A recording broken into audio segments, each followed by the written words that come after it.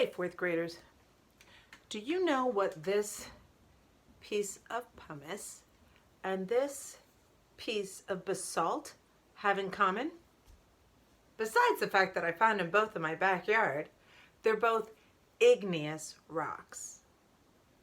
Igneous. What are igneous rocks? Well, today we're going to read the article that you'll find in your packet from Newsela. Looks like this. And the title of it is, What are igneous rocks? Bet they're going to tell us what igneous rocks are, okay? So I'm going to read this article to you, and I'm going to read the questions, and you're going to be able to answer them, all right? First of all, I just want to say, guys, I not only miss you so much, I miss being able to teach things like rocks and minerals. Rocks and minerals are awesome. And even though I like to talk to you about them here online, being able to talk to you about them in person, being able to put these rocks in your hands so you can feel them and do hardness tests and look at the different shapes, sizes, textures. Boy, I really miss being able to do that.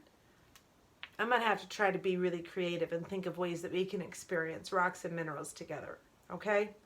But till that point, we're going to read this article, okay? So it is by Encyclopedia Britannica, okay? And here there's a picture, and it's in black and white, and there's a caption under that picture that says, igneous rocks form from the cooling of magma or lava. They compose most of the Earth's continental crust. Okay?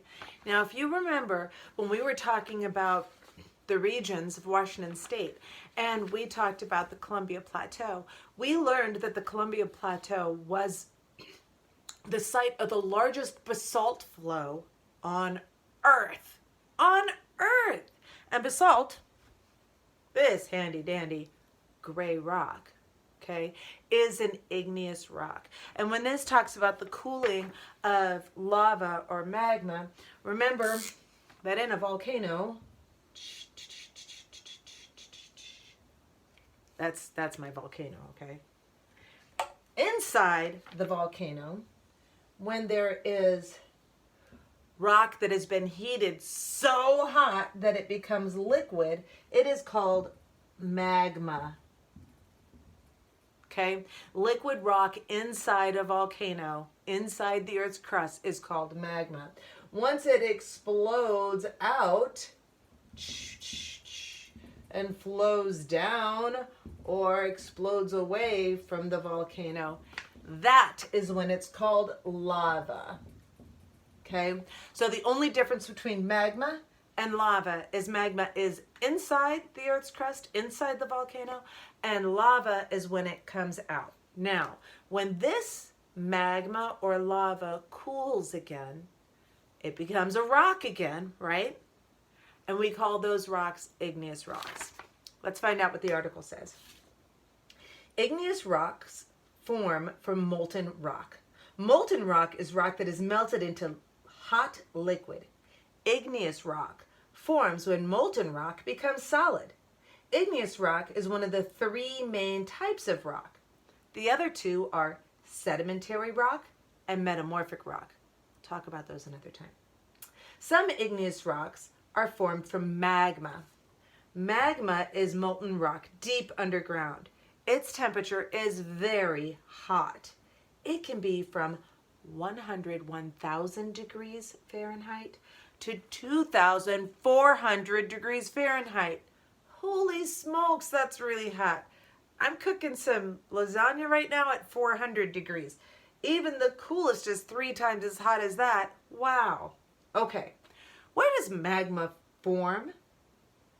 Magma is underneath the Earth's crust, many, many miles down.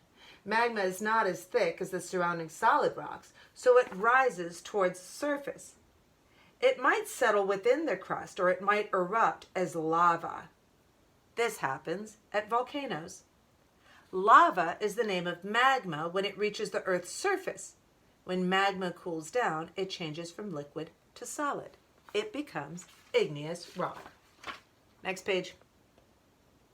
Igneous rock comes in two types. They might be made of crystals. They can also be glassy. The type depends on where the igneous rock comes from. Rocks deep underground.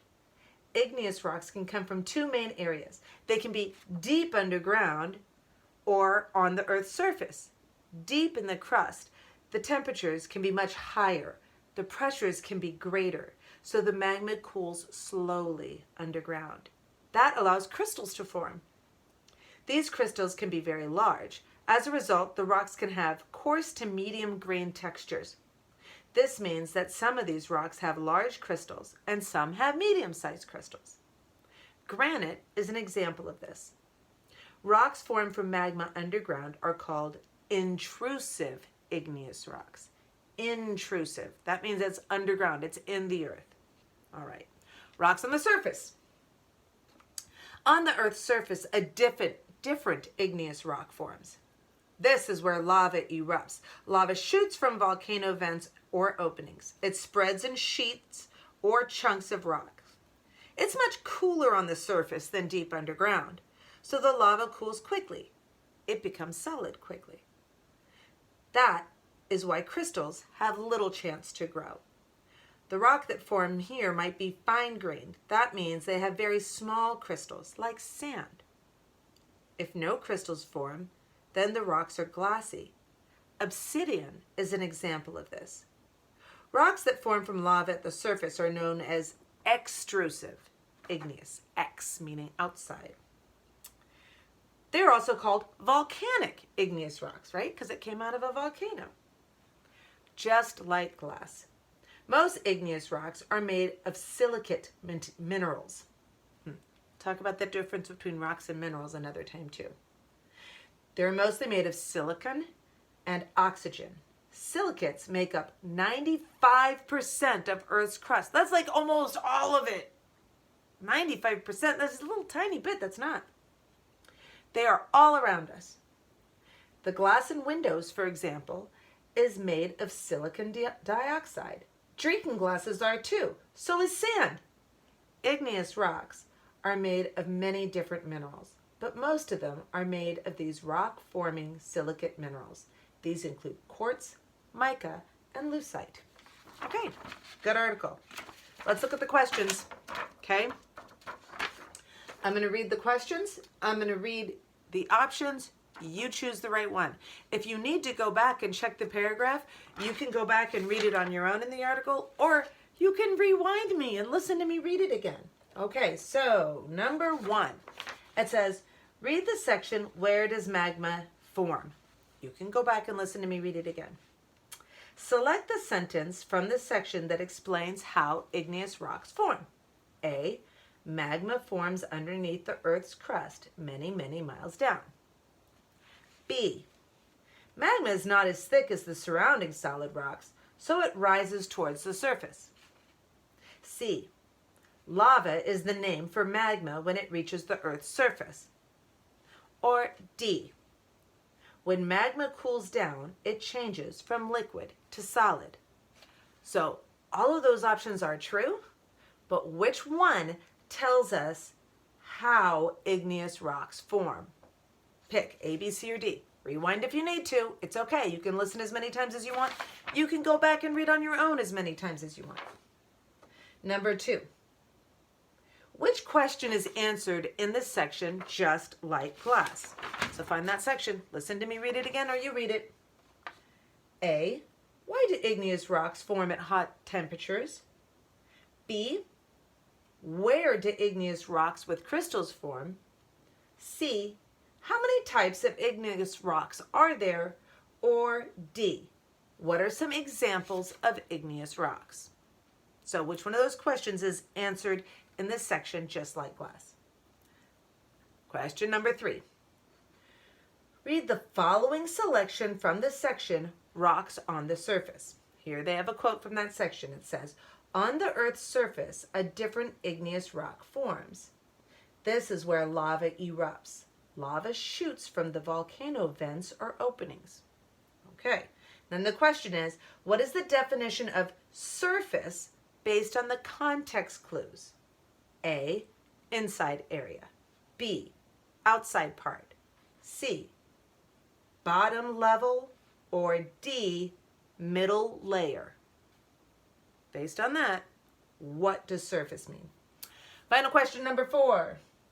Read the selection from the section Rocks Deep Underground. There we go. As a result, the rocks have coarse to medium grain textures.